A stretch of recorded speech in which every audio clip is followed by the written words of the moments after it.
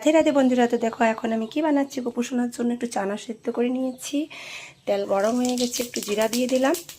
তারপরে দেখো আদা কুচানো, টমেটো আর কাঁচা লঙ্কা এগুলো আমি একটু তেলের মধ্যে এখন দিয়ে দিচ্ছি। এই দেখো আমি জিরার গুঁড়া দিয়ে দিলাম। তারপর পরিমাণ মতন একটু হলুদের গুঁড়া আর এই যে নুন দিয়ে দিলাম।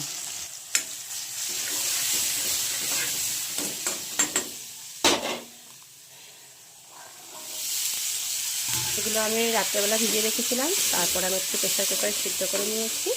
তারপর জলটাকে ছাড়িয়ে দিলাম। এর মধ্যে পুজো না কেটে চানা ভাজি করছি। এর মধ্যে বাদামও আছে। এবার আমি 5-10 মিনিটের জন্য ঢেকে দিলাম।